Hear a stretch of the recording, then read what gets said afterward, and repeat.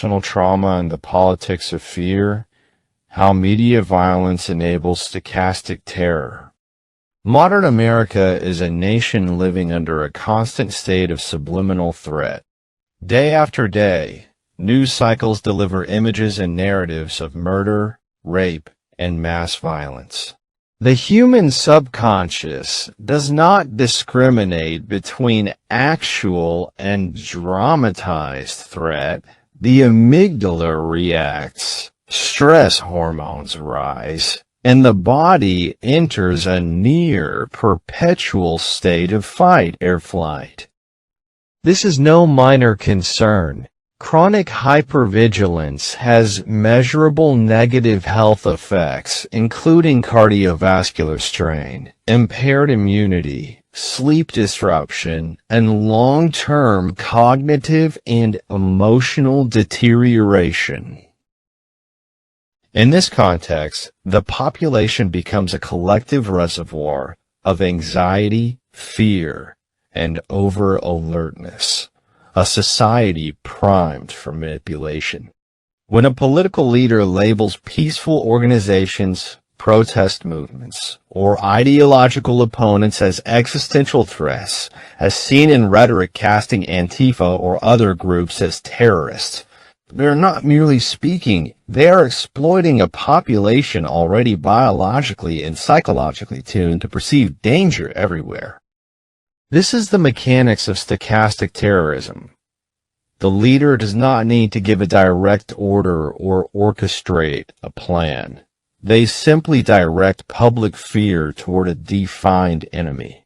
Because the population is already primed by chronic media-saturated trauma, a few unstable individuals are likely to internalize this fear and act violently. When such acts occur, they are often dismissed as the work of a lone psychopath, absolving the instigator of legal responsibility while still achieving the intended effect: terror, intimidation, and the reinforcement of political dominance.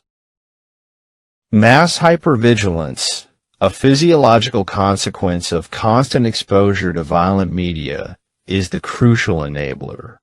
It transforms the public into a nation of traumatized witnesses, emotionally reactive and more susceptible to fear-based persuasion. The mechanism is elegant in its simplicity. The media primes the population, the rhetoric channels their fear, and stochastic violence emerges organically, without leaving a traceable command chain. In this environment, fear becomes both a tool and a weapon. Chronic media exposure produces anxious, hyper-alert citizens. Political rhetoric identifies targets, and the resulting violence, though dispersed and seemingly spontaneous, consolidates power, silences dissent, and maintains a climate of perpetual threat, all without the perpetrator of the manipulation committing any overtly illegal act.